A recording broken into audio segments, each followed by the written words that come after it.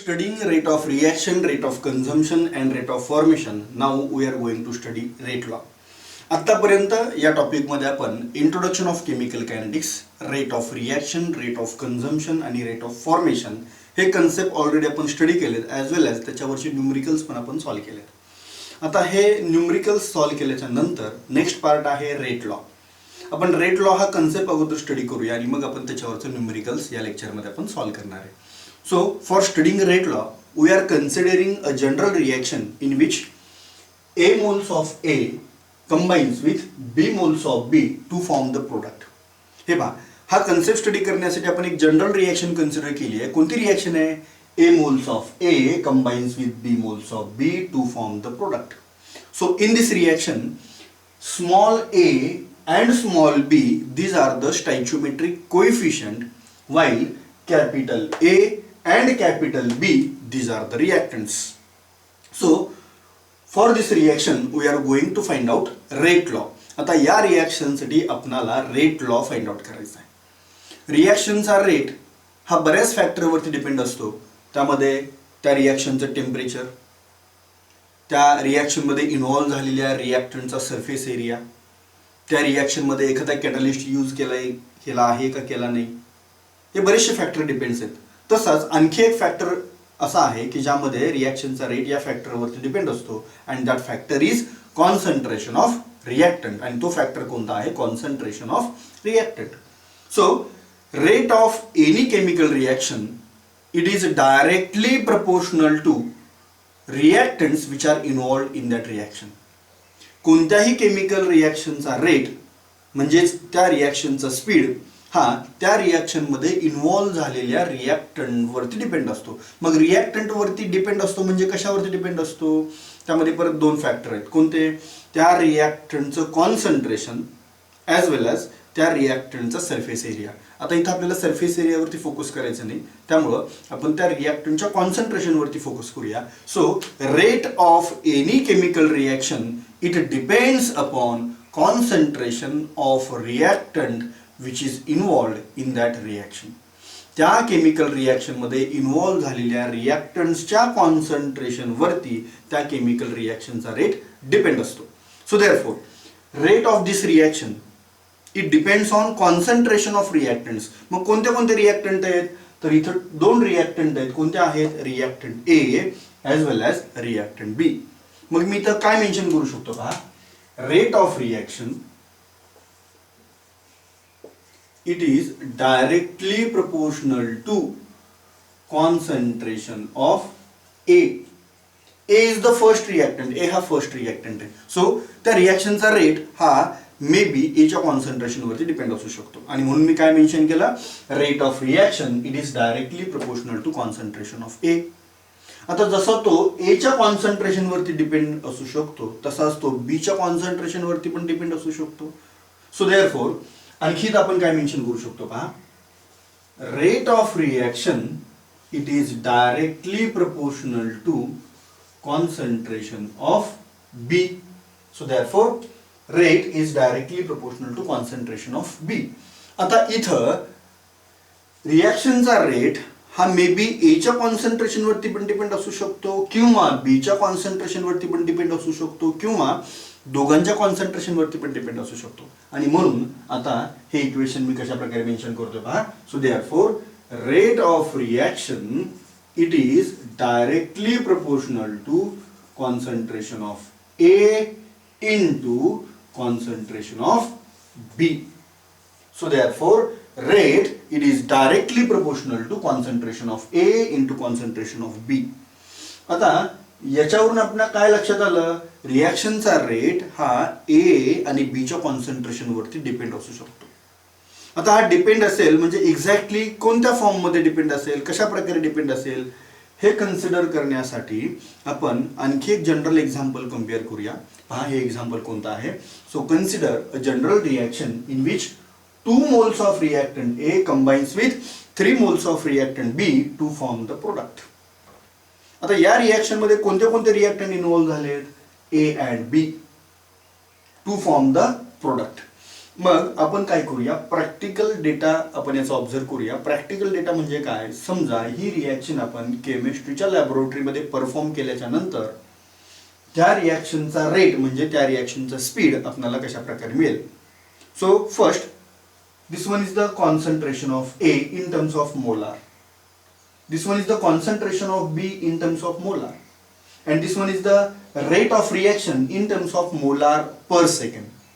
आता आपण सुरुवातीला काय करूया, फर्स्ट रीडिंग परफॉर्म करत असताना A चं कॉन्सन्ट्रेशन इथं आपण कन्सिडर केलंय 0.2 मोलार, B चं कॉन्सन्ट्रेशन कन्सिडर केलंय 0.3 मोलार, आणि तेव्हा रिॲक्शनचा रेट आपल्याला किती मिळालाय 0.15 मोलार पर सेकंड.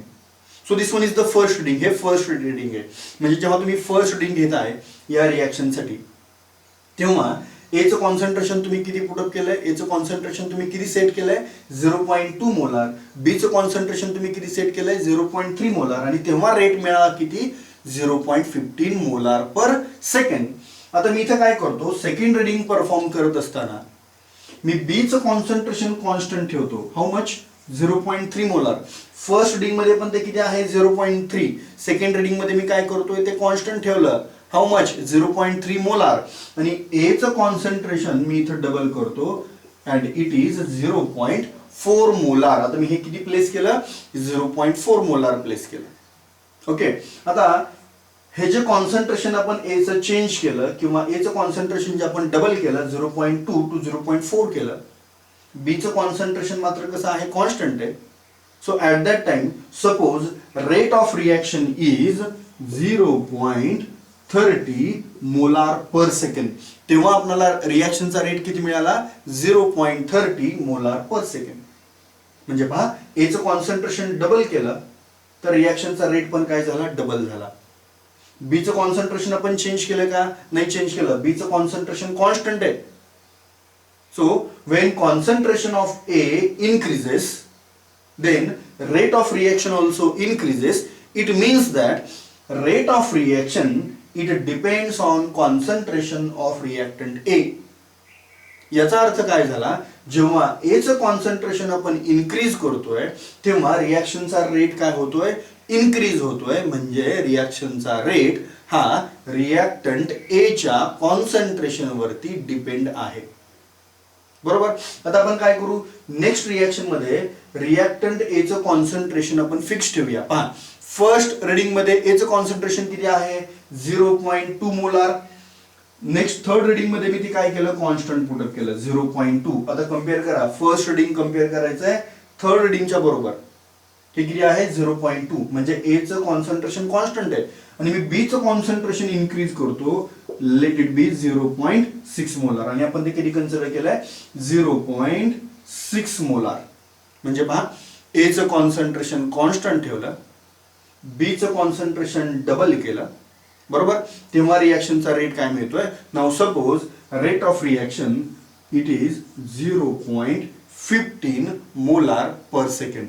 तेव्हा रिॲक्शनचा रेट समजा किती मिळाला 0.15 मोलार पर सेकंड. आता पहा जेव्हा फर्स्ट केस मध्ये बी चं कॉन्सन्ट्रेशन आणि ए चं कॉन्सन्ट्रेशन आपण इथं पुटअप केलं होतं तेव्हा रिॲक्शनचा रेट किती होता 0.15. आता ए चं कॉन्सन्ट्रेशन कॉन्स्टंट आहे 0.2 0.2, पण बी चं कॉन्सन्ट्रेशन मात्र आपण काय केलं डबल केलं. बी चं कॉन्सन्ट्रेशन काय केलं आपण इन्क्रीज केलं. तेव्हा रिॲक्शनचा रेट सेम मिळाला 0.15 0.15. म्हणजे बी चं कॉन्सन्ट्रेशन इन्क्रीज केल्यानंतर रिॲक्शनचा रेट हा तुम्हाला सेमच मिळतोय, इन्क्रीज होत नाही, 0.15च आहे. याचा अर्थ काय होतो, त्या रिॲक्शनचा रेट हा बी च्या कॉन्सन्ट्रेशन वरती कसा आहे इंडिपेंडंट आहे. काय इंडिपेंडंट आहे, कारण बी चं कॉन्सन्ट्रेशन जरी समजा आपण इन्क्रीज केलं तरी रिॲक्शनचा रेट मात्र कसा आहे सेमच आहे. It means that rate of reaction is independent on the concentration of B. म्हणजे या रिॲक्शनचा रेट हा बी च्या कॉन्सन्ट्रेशन वरती कसा आहे इंडिपेंडंट आहे. तो कोणाच्या कॉन्सन्ट्रेशन वरती डिपेंड आहे, तो ए च्या कॉन्सन्ट्रेशन वरती डिपेंड आहे. हे कशावरून आपण कन्क्लुजन मिळवलं होतं, because if concentration of reactant A increases, rate of reaction increases. जेव्हा A चं कॉन्सन्ट्रेशन आपण इन्क्रीज केलं होतं तेव्हा रिॲक्शनचा रेट इन्क्रीज झाला होता. Therefore rate of reaction it depends on concentration of A and it is independent of concentration of B. बरोबर, म्हणजे त्या रिॲक्शनचा रेट हा कोणत्या कोणत्या रिॲक्टंटच्या कॉन्सन्ट्रेशन वरती डिपेंड आहे हे समजून घेण्यासाठी तुम्हाला प्रॅक्टिकली ती रिॲक्शन परफॉर्म करावी लागेल. बरोबर. So therefore rate of reaction either it depends on concentration of reactant A only, or either it depends on concentration of reactant B only, or either it depends on concentration of both the reactant A and B. याचा अर्थ काय, रिॲक्शनचा rate हा फक्त A च्या concentration वरती depend असू शकतो किंवा फक्त B च्या कॉन्सन्ट्रेशन वरती डिपेंड असू शकतो किंवा दोघांच्या पण कॉन्सन्ट्रेशन वर डिपेंड असू शकतो. And therefore we have rate it is directly proportional to concentration of A into concentration of बी.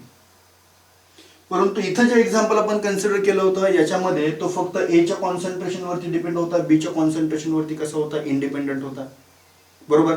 त्यामुळं इथं कॉन्सन्ट्रेशन ऑफ ए आणि कॉन्सन्ट्रेशन ऑफ बी ला आपल्याला काही एक्सपोनंट्स कन्सिडर करावे लागतील की ज्या एक्सपोनंटच्या व्हॅल्यू या प्रॅक्टिकली जे आपण रिडिंग्स परफॉर्म करणारे, एक्सपेरिमेंट जो आपण परफॉर्म करणारे त्याच्यावरती डिपेंड असतील. आणि मग आपण या व्हॅल्यू कन्सिडर करूया एक्स अँड वाय. सो मी इथं कन्सिडर करतो concentration of A raise to X and concentration of B raise to Y. म्हणजे आपल्याला आता हे इक्वेशन कसं मिळालं, rate it is directly proportional to concentration of A raise to X into concentration of B raise to Y. म्हणजेच आता या equation मध्ये इथं जे आपण एक्स आणि वाय ही जी टर्म इन्व्हॉल्व केली आहे, या टर्मचं मिनिंग काय आहे, एक्स आणि वाय या थेरोटिकल व्हॅल्यू आहेत का. इथं जी इक्वेशन तुम्हाला, इथं जी केमिकल इक्वेशन तुम्हाला प्रोव्हाइड केलंय, या केमिकल इक्वेशनला थेरॉटिकली ऑब्झर्व करून आपण एक्स आणि वायच्या व्हॅल्यू फाइंड आउट करू शकतो का, तर नाही फाइंड आउट करू शकत. इथं रिॲक्टंटच्या कॉन्सन्ट्रेशनचे जे एक्सपोनंट आहेत, एक्सपोनंट म्हणजे जे पॉवर आहे एक्स अँड वाय, हे थेरॉटिकल केमिकल रिॲक्शन वरून आपण ती मेन्शन करू शकत नाही, ऑब्झर्व करू शकत नाही, फाइंड आउट करू शकत नाही. त्यासाठी आपल्याला ती केमिकल रिॲक्शन प्रॅक्टिकली परफॉर्म करावी लागते. तो एक्सपेरिमेंट प्रॅक्टिकली परफॉर्म करावा लागतो. त्यानंतर आपल्याला एक्स आणि वायच्या व्हॅल्यू समजू शकतात. So therefore rate it is directly proportional to concentration of A raise to X into concentration of B raise to Y. आता इथं आपण जे जनरल एक्झाम्पल कन्सिडर केलं होतं त्यामध्ये बी च्या कॉन्सन्ट्रेशन वरती रिॲक्शनचा रेट इंडिपेंडंट होता. इंडिपेंडंट होता म्हणजे डिपेंड नव्हता. So rate of reaction it remains constant when concentration of B changes. B चं कॉन्सन्ट्रेशन जरी आपण चेंज केलं तरी रिॲक्शनचा रेट कसा होता, कॉन्स्टंट होता. याचा अर्थ इथं वाय ची व्हॅल्यू काय मिळाली असती, 0, because concentration of B raise to Y आहे. वाय ची व्हॅल्यू मिळाली असती 0, म्हणजे concentration of B raise to 0 म्हणजे ही टर्म कॅन्सल झाली असती. याचाच अर्थ रिॲक्शनचा रेट कशावरती डिपेंड असला असता, फक्त ए च्या कॉन्सन्ट्रेशन वरती डिपेंड असला असता. आपण हे एक एक्झाम्पल कन्सिडर केलं. Okay. So therefore rate it is directly proportional to concentration of A raise to X into concentration of B raise to Y. आता हे जे डायरेक्टली प्रोपोर्शनल साइन आहे हे जर कॅन्सल करून इज इक्वल टू मध्ये आपल्याला या इक्वेशनला कन्वर्ट करायचं असेल तर त्यासाठी आपल्याला प्रपोर्शनॅलिटी कॉन्स्टंट कन्सिडर करावं लागेल आणि हा कॉन्स्टंट आपण कन्सिडर करतोय K. So therefore rate is equal to इथं जे डायरेक्टली प्रोपोर्शनल साइन आहे ते कॅन्सल करून आपण इज इक्वल टू मध्ये कन्वर्ट करतोय. So therefore is equal to इथं प्रपोर्शनॅलिटी कॉन्स्टंट मिळेल K. So K into concentration of A raised to X into concentration of B raised to Y. And now this one is the rate law. आणि आपण इथं याला काय mention करतोय, this one is the rate law. आता या rate law मध्ये इथं जो K इन्व्हॉल्व झाला, that K is a proportionality constant or this K is called as a rate constant. It is a rate constant and this one is the rate law. हा काय आहे? Rate law आहे. म्हणजे finally आपल्याला rate law काय मिळाला पहा. Rate is equal to K into concentration of A raise to X into concentration of B raise to Y. बरोबर. आणि या रेट लॉ मध्ये हा जो के आहे, के इज अ रेट कॉन्स्टंट. पुन्हा एक वेळा पहा, इथं जे एक्स आणि वाय या ज्या टर्म इन्व्हॉल्व झालेत, या टर्म थेरॉटिकल आहेत, या व्हॅल्यू थेरॉटिकल आहेत का प्रॅक्टिकल आहेत? So these are the practical. Practical means experimental. So X and Y these are the experimental values, these are not theoretical value. एखादी केमिकल रिॲक्शन थेरॉटिकली ऑब्झर्व करून आपण x आणि वायच्या value इथं mention करू शकत नाही. त्यासाठी ॲक्च्युली एक्सपेरिमेंटच परफॉर्म करावा लागतो, because X and Y these are the experimental value. So finally we are getting rate is equal to K into concentration of first reactant कोणता आहे, A raise to X into concentration of second reactant कोणता आहे, B raise to Y. आता समजा अशी एखादी reaction असती की त्या रिॲक्शन मध्ये इथं आणखी एखादा रिॲक्टंट इन्व्हॉल्व झाला असता. फॉर एक्झाम्पल समजा ही रिॲक्शन अशी असली असती, A moles of A combines with B moles of B and C moles of C to form the product. समजा या प्रकारची रिॲक्शन असली असती की ज्या रिॲक्शन मध्ये 3 रिॲक्टंट्स इन्व्हॉल्व झालेत, 3 रिॲक्टंट्स. तर मग आपल्याला रेट लॉ कशा प्रकारे मिळाला असता पहा बरं. Then rate is equal to मी डायरेक्ट मेन्शन करतो पहा आता. Rate is equal to rate constant K into concentration of first reactant कोणता आहे, A raise to X into concentration of second reactant कोणता आहे, B raise to Y into concentration of third reactant कोणता आहे, C raise to Z. So in this case we have the rate law. Rate is equal to rate constant k into concentration of a raised to x into concentration of b raised to y into concentration of c raised to z. आता x y z च्या value जर find out करायच्या असतील तर आपण हे theoretical chemical reaction observe करून, theoretical chemical reaction study करून एक्स वाय झेड च्या व्हॅल्यू आपण फाइंड आउट करू शकतो का? नाही करू शकत. त्यासाठी आपल्याला एक्सपेरिमेंट परफॉर्म करावं लागेल, कारण एक्स वाय झेड या थेरॉटिकल व्हॅल्यू नसून त्या एक्सपेरिमेंटल व्हॅल्यू आहेत. बरोबर. म्हणजे हे जे concentration of A, concentration of B, concentration of C याचे जे एक्सपोनंट्स आहेत, पॉवर्स आहेत एक्स वाय झेड, हे एक्स वाय झेड, आणि इथं जे स्टॅइचियोमेट्रिक कोएफिशिएंट आहेत small A, small B, small C, हे सेम असतात का? तर नाही. आपण स्टॅइचियोमेट्रिक कोएफिशिएंट वरून एक्स वाय झेडच्या व्हॅल्यू आपण कम्पेअर करू शकत नाही, इमॅजिन करू शकत नाही. त्यासाठी आपल्याला एक्सपेरिमेंटच परफॉर्म करावं लागेल, आणि एक्सपेरिमेंट परफॉर्म केल्याच्या नंतर आपल्याला समजेल की त्या करस्पॉन्डिंग रिॲक्शनचा रेट हा नक्की कोणत्या कोणत्या रिॲक्टंटच्या कॉन्सन्ट्रेशनवरती इन्व्हॉल्व आहे आणि तो कशा प्रकारे इन्व्हॉल्व आहे. So rate of reaction it depends on number of reactants and their concentrations which are involved in that chemical reaction. So finally we have the rate law. Rate is equal to k into concentration of a raised to x into concentration of b raised to y. आणि समजा third reactant present असेल तर मात्र मग काय मिळेल, concentration of c raised to z. So rate law is a experimental law. Remember, it is a experimental law. It is not a theoretical law. Rate law हा experimental law आहे, तो theoretical law नाही. Rate law find out करण्यासाठी आपल्याला काय करावं लागतो, experiment perform करावा लागतो. So this one is about rate law. हा झाला रेट लॉ. आता रेट लॉ वरून आपण काय करतो, पुढं ऑर्डर ऑफ रिॲक्शन हा कन्सेप्ट स्टडी करणार आहे. त्यासाठी हेच बेसिक कन्सेप्ट आपण यूज करणार आहे. So order of reaction study केल्याच्या नंतर रेट लॉ आणि ऑर्डर ऑफ रिॲक्शन याच्या नंतर आपण त्याच्यावरचे न्यूमरिकल्स सॉल्व्ह करणार आहे. सो नेक्स्ट पार्ट मध्ये आपल्याला काय स्टडी करायचं आहे, order of a chemical reaction by using rate law. Rate law use करून आपण काय करणार आहे, order of reaction find out करणार आहे. Now order of reaction. Order of reaction find out करण्यासाठी आपण एक जनरल रिॲक्शन कन्सिडर करूया. ही रिॲक्शन कोणती आहे पहा. 2 moles of A combines with 1 mole of B and 3 moles of C to form a product. And for this reaction, rate of reaction or rate law is supposed to be in this way. या reaction साठी समजा rate law इथं आपल्याला या प्रकारे मिळाला. Rate is equal to K into concentration of A raised to X into concentration of B raised to Y into concentration of C raised to Z. And this one is the rate law. हा rate law आहे. इथं X, Y, Z हे जे या रिएक्टंटच्या कॉन्सन्ट्रेशनचे एक्सपोनंट्स आहेत, ज्या powers आहेत, these are the experimental value. या एक्सपेरिमेंटल व्हॅल्यू आहेत. आणि ॲक्च्युअल एक्सपेरिमेंट परफॉर्म केल्याच्या नंतर समजा या एक्स वाय झेडच्या व्हॅल्यू आपल्याला या प्रकारे मिळाल्या.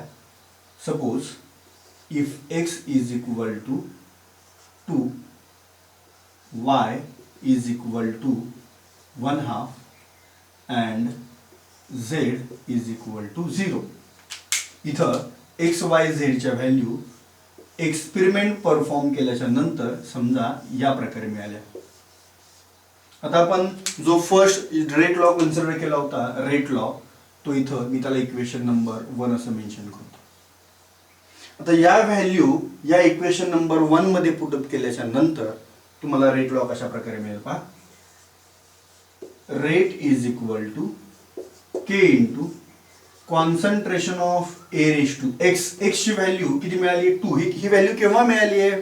After performing experiment. Experiment perform केल्याच्या नंतर आपल्याला X ची व्हॅल्यू समजा 2 मिळाली, तर मी इथे पुटअप करतो concentration of A raise to 2.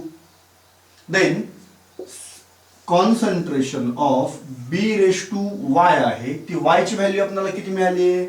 1/2. ती मी इथं मेन्शन करतो 1/2 into concentration of C raise to Z. आता Z ची व्हॅल्यू किती मिळाली आहे? Z ची व्हॅल्यू मिळाली 0. So concentration of C raise to 0. The concentration of C raise to 0, Z ची व्हॅल्यू 0 मिळाली. याचा अर्थ काय? त्या रिएक्शनचा रेट हा C च्या कॉन्सन्ट्रेशन वरती इंडिपेंडंट आहे, म्हणजेच तो डिपेंड नाही. So rate of reaction it is independent on the concentration of C. therefore Z is equal to 0. आणि म्हणून आपल्याला Z ची व्हॅल्यू कशी मिळाली आहे? 0 मिळाली. आता इथं concentration of C raise to 0 ही जी टर्म आहे, so concentration of C raise to 0, कोणत्याही टर्मचा पॉवर जर 0 असेल तर त्याची व्हॅल्यू काय मिळते? 1. म्हणजे याची व्हॅल्यू काय मिळणार आहे? 1 मिळणार आहे. 1 आणि 1 न याला मल्टिप्लाय केल्यानंतर तुम्हाला काय मिळेल? सेम इक्वेशन मिळेल. सो देअरफॉर रेट लॉ कसा मिळाला पहा. Rate is equal to K into concentration of A raised to 2 into concentration of B raised to 1/2, equation number 2. आता हे एक्सपेरिमेंट परफॉर्म केल्यानंतर जो डेटा अवेलेबल झाला त्या डेटा प्रमाणे तुम्हाला रेट लॉ हे या प्रकारे मिळेल, इक्वेशन नंबर 2. आणि जो रेग्युलर रेट लॉ आहे तो तुम्हाला कशा प्रकारे मिळेल? Equation number 1. आता याच्यावरून आपल्याला order of reaction find out करायची. त्यासाठी आपण ऑर्डरचा एक फॉर्म्युला असतो, सिंपल फॉर्म्युला आहे, तो फॉर्म्युला आपण पाहूया आणि मग आपण त्याच्यावरून डेफिनेशन तयार करूया. पाहता तुम्हाला काय मिळेल इथं. Order of reaction. सो ऑर्डरचा फॉर्म्युला काय असतो पहा. Order of